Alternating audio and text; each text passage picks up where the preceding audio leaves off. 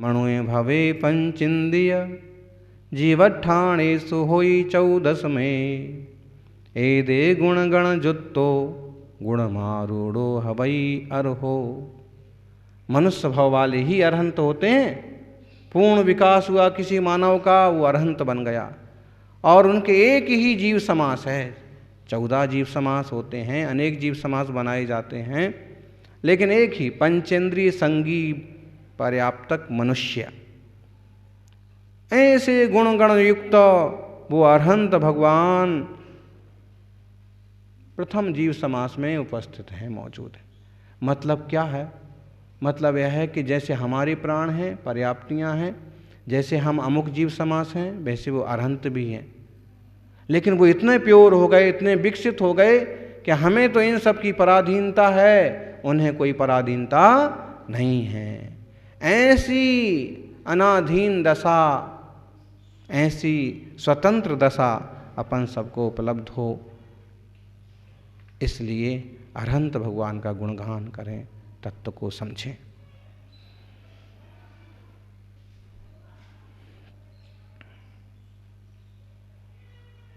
आत्मार्थी सज्जनों, वीतरागी हैं अरहंत। राग और द्वेष खत्म हो गया, मोह खत्म हो गया, भूख प्यास आदि की बाधा खत्म हो गई, 18 दोष खत्म हो गए हैं। मनुष्य जैसे दिख रहे हैं, मनुष्य जैसे शरीर में हैं, चलने के लिए भी आकाश मार्ग से मनुष्य की तरह कहो कदम भरते हुए चल रहे हैं, फिर भी उनकी प्रकृति, उनकी प्रवृत्ति मनुष्य जैसी नहीं है। काय वाक्य मन संप्रवृत्तयो ना भवंस्तौ मुने चिकीर्षया ना समीक्ष भवतः प्रवत्तयोः धीरतावकमचिन्त्यमि हितम्।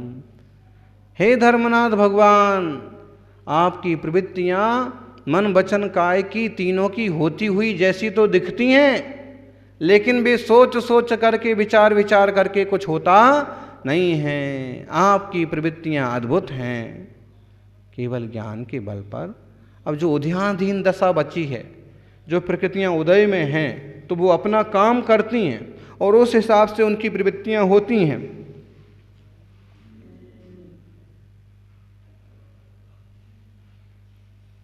कैसे होती प्रवृत्ति क्षुल्लक जी? अरहंत की प्रवृत्ति कैसे होती है? सा खाए गति मदा, उनकी प्रवृत्ति तो समझ लो कि छाई की जैसे है। अब जो हैं उदयाधीन जो प्रकृतियां, वे अपना अपना फल दे करके झड़ रही हैं।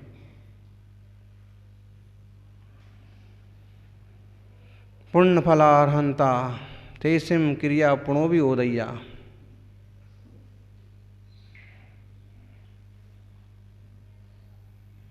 मोहादि विरहिया तम्मासा खाए गति मदा। मोह आदि से रहे थे वो सारी प्रवृत्ति, इसलिए छायक प्रवृत्ति है। आप इससे ये बातें समझो कि अरहंत भगवान ही सच्चे प्रभु हैं, सर्वज्ञ हैं, वीतरागी हैं, हितोपदेशी हैं। वो किसी को मारने पीटने के लिए, किसी को बहुत समझाने बुझाने के लिए, किसी को जीतने हराने के लिए दौड़े नहीं जा रहे हैं। अपितु कोई उदयाधीन प्रवृत्ति बची है तो सहज रूप से वो हो रही है। उसमें न उनका किसी तरह का मोह है, न राग है, न द्वेष है। ओ प्योर सोल है, शुद्ध आत्मा है। और जो शुद्ध आत्मा है वही परम पवित्र परमात्मा है। और ये सब बताने से आप एक ही चीज़ ये समझ लीजिए कि जिस तरह के हम हैं इसी तरह के कभी वो रहे, लेकिन उसी पर्याय में वो इतने प्योर हो गए कि वो चीज़ें उपलब्ध होने के बाद भी उन पर उनका कोई ज़्यादा असर नहीं पड़ रहा है। प्रवृत्ति इंद्रियों के अनुसार नहीं हो रही है, लेकिन इंद्रियों के अनुसार प्रवृत्ति नहीं है। इतनी स्वतंत्र दशा, ऐसी स्वतंत्र दशा वाले अरहंतों के देह आदि की भी बड़ी महिमा कही है। यहाँ बोध पहाड़ में 37, 38, 39 3 गाथाओं में अरहंत के द्रव्य स्वरूप का अत्यंत गंभीर वर्णन किया है।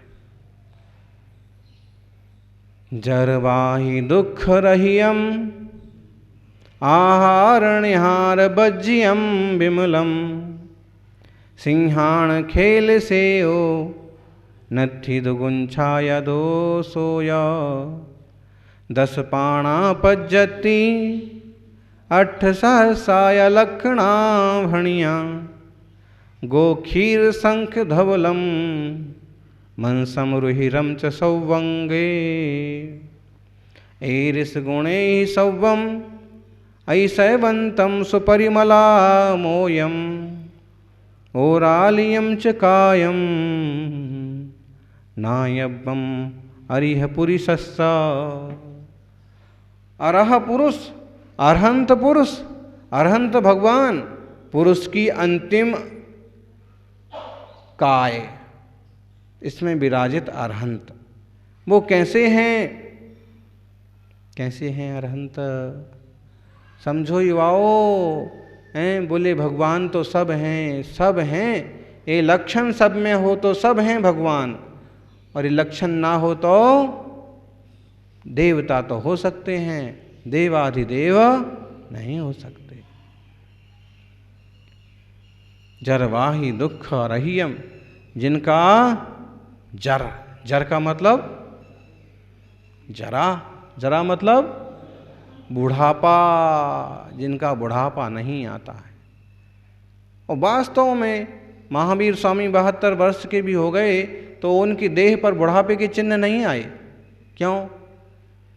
देखें तो शरीर के हार्मोन्स के बल पर ही तरह तरह की प्रवृत्ति होती है। बाल सफ़ेद होना, अमुक तरह के हार्मोन्स खत्म हो गए, बदल गए, कम हो गए तो बाल सफ़ेद होने लगे।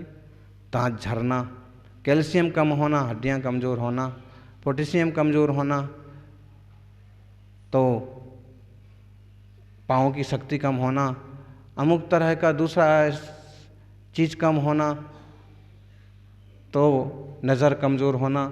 और सारी चीज़ें देह में इस टाइप की संरचना है पौद्गलिक कि अमुक चीज़ ज़्यादा हो जाए, हैं बोलो, शक्कर ज़्यादा हो जाए, हे श्रेणिक, यदि शरीर में मिठाई ज़्यादा हो जाए तो क्या होगा?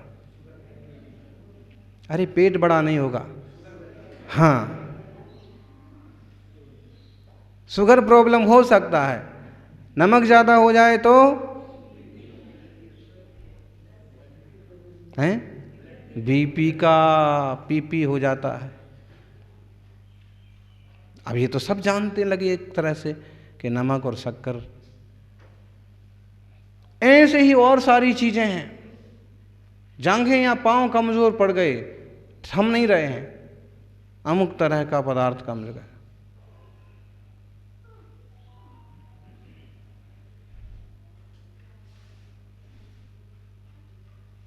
सोडियम कम हो गया,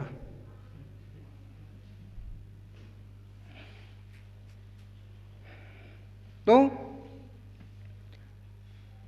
अरहंत भगवान के ऐसी पुण्य प्रकृति का उदय है कि 72 क्या पूरे 1 कोटि पूर्व वर्ष पूर्व करते हैं तो भी ये चीज़ों की कोई कमी नहीं होती। शुभ प्रशस्त नौकर्म वर्गणाएं आती रहती हैं, आहार ना करें तो भी। अभी देखो यहाँ उपास किए ना, हैं 16 उपास किए हैं, दुबले पतले नई छुल्लक ने, हैं 32 उपास किए हैं, 64 उपास किए हैं, बाबा जी लगे हुए हैं, तो भी उपास होने के बाद भी शरीर उनका उनके ढंग से काम कर रहा। मतलब है कि अगर भोजन तो नहीं किया है फिर भी नो कर्म वर्गणाएं अपना कुछ ना कुछ मेंटेन बनाए रखती हैं।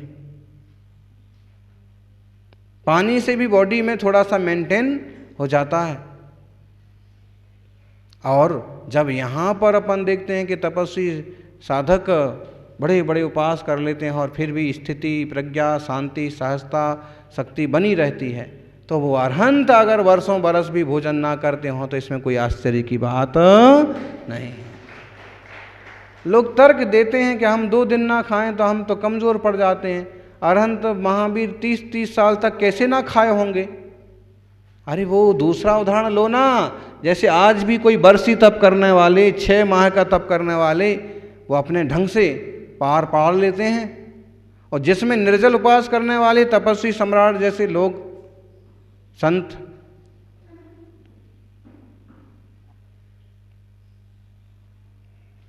उदाहरण है कि उन्हें बुढ़ापा नहीं आता है। और एक बात, अपन बार बार झुर्रियां बनाते हैं ना, कैसा मुंह बिगाड़ते हैं?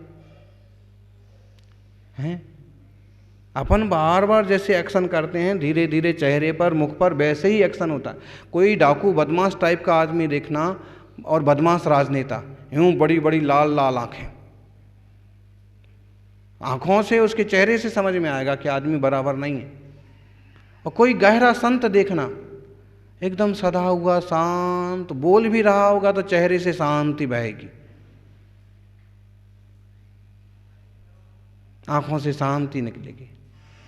क्यों? इसकी नोकरम बरगड़ाएं, इसका वर्षों का अभ्यास। और देखना कि अच्छे साधक वर्षों बरस के हो जाते हैं, फिर भी उनकी वह बुढ़ापे वाली मुद्रा नहीं बनती है जो आम संसारियों की बनती।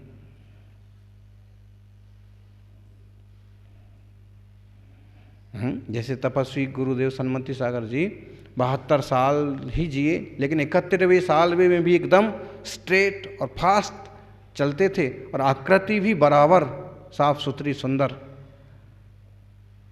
जो प्राकृतिक धर्म है वो बस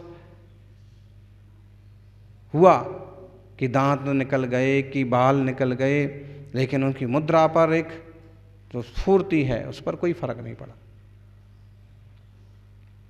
ऐसे तीर्थंकर आदि की तो महान पुण्य प्रकृतियां हैं, तो उनको बुढ़ापा नहीं आता है, दुख नहीं होता है, आहार निहार नहीं होता है। आहार निहार ना आहार करने जाते हैं और ना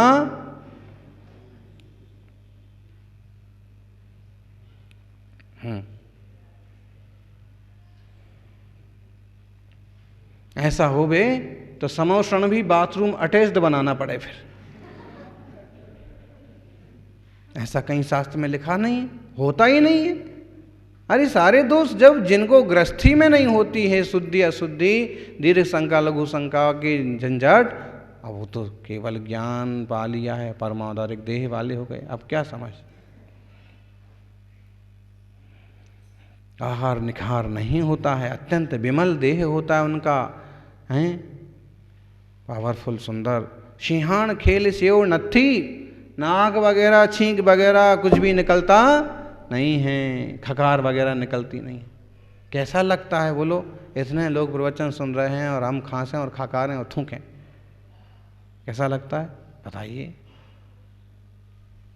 फिर अरहंत को कैसे संभव है ही नहीं, मल ही नहीं है देह में, तो निकलेगा क्या? जिनको निकलता है उनने उन पर भी थोप दिया कि हमें निकलता है तो उनको भी निकलना चाहिए। अरे जरूरी थोड़ी है, तुम्हें तो सब कुछ निकलता है। दुगुन छाया दो सोया, न उनको कोई जुगुप्सा है किसी से और न किसी प्रकार का उनके दोष है। 10 प्राणा पज्जति, 10 के 10 प्राण विद्यमान हैं, पर्याप्ति विद्यमान हैं, 6 की 6 पर्याप्तियां हैं एक तरह से। 8 सहस्राया लक्षणा बढ़िया, और 1008 लक्षण हैं। कितने लक्षण हैं? आप में कितने लक्षण हैं? कभी कभी तो ना कोई नाराज हो जाता है तो अपने बेटे बेटियों से बोले हगने मूतने का तो लक्षण नहीं है, और इसको गाड़ी चाहिए, मोबाइल चाहिए। ऐसे ऐसे लोग होते हैं कि उनको लघु शंका दीर्घ शंका कि आहार कैसे करना ये भी ठीक से नहीं आता है। खाने बैठेंगे तो चप चप चप चप चप चप चप चप चप करेंगे, हैं? कहो दीर्घ शंका लघु शंका करने जाएंगे तो आधा इधर लग जाएगा, आधा इधर लग जाएगा।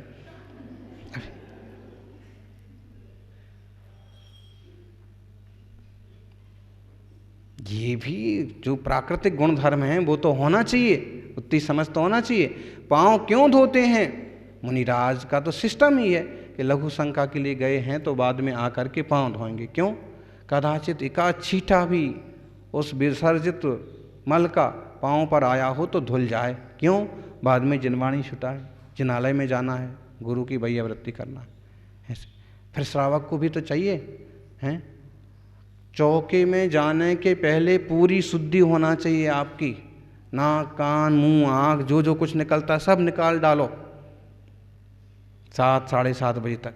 उसके बाद एक बार शुद्ध सूला पहन करके अगर अंदर गए तो फिर बाद में बाहर आके आप कुछ भी नहीं कर सकते हो, हर चीज पर आपको लॉकडाउन करना पड़ेगा। लघु शंका भी करोगे तो पूरे कपड़े बदलो, फिर उन कपड़ों से आप आहार नहीं दे सकते, वो आहार में बना भी नहीं सकते। अपनी तो ये दशा है कि घंटे 2-4 घंटे भी संभालना मुश्किल है, लेकिन वह परम पवित्र अरहंत परमात्मा मल से रहित हैं। और लक्षण हैं 1008 लक्षण। कितने लक्षण? बहुत सुंदर सुंदर तिल मस्से, छोटे छोटे अलग अलग तरह के चिन्ह, वो 900। और फिर अलग अलग तरह के आकार 108, जैसे मछली का आकार बना है, स्वस्तिक का आकार बना है, ध्वज का आकार बना है, घर का आकार बना है, भवन का आकार बना है, समुद्र, तालाब, कच्छप, ध्वजा, वृक्ष, श्री वृक्ष, हार, कुंडल, केयूर, ये सारे शरीर में अलग अलग जगह चिन्ह बने हैं। तो वो अरहंत भगवान के 1008 लक्षण हैं, चिन्ह हैं। देवी देवताओं के पास ये सब कुछ संभव है, रिद्धि सिद्धि संपत्ति धन वैभव अस्त्र शस्त्र, लेकिन वीतराग परमात्मा इन सबों से रहित होते हैं। और सर्व दोषों से रहित आत्मा ही सर्वज्ञ अरहंत परमात्मा होता है। ऐसी साधना करने वाला कोई जीव ही अरहंत होता है, जो 4 घातीय कर्मों का नाश करे, 63 प्रकृतियों का नाश करे, 18 दोषों का नाश करे। अब दोष सारे के सारे विद्यमान हों, बोलो, प्रसिद्ध होना सरल है, सिद्ध होना बहुत कठिन है। और दोष तो अपने निकालो, दूसरों के दोष से तो क्या फायदा। अपने दोष निकल जाएं तो अपन भी अरहंत हो जाएं। बहुत गिनाते रहे तुम औरों के गुण दोष, अपने अंदर झांक ले तो उड़ जाएंगे होश। दूसरों के गुण दोष तो बहुत गिनाते रहते, लेकिन एक बार अपने भीतर झांको तो होश उड़ जाएंगे। अरे हमारे भीतर तो दोष हैं, तभी तो हम यहाँ बैठे हैं। अगर हम निर्दोष होते ना तो अरहंत सिद्ध क्यों ना होते। हम दोषी हैं इसलिए संसारी हैं, निर्दोष हो जाएंगे तो मुक्त होंगे। ऐसी परम पवित्र दशा अपने को उपलब्ध हो, यह मंगल भावना। जय बोलिए 24 तीर्थंकर भगवान की।